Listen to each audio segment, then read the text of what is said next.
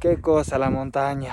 Ayer caminamos por más de 12 horas, hicimos noche, nos agarró la lluvia, tuvimos que salir a dormir en una cueva porque era tormenta eléctrica. De ahí subimos hoy 2 horas más, todo esto sin sendero, sin nada, y llegamos a los 4000 metros sobre el nivel del mar. Mierda que vale la pena. Nuestro pueblo es aquel. Subimos todo esto sin sendero, con las mochilas que pesan un montón, pero llegamos y vale la pena. Uf, mierda que sí.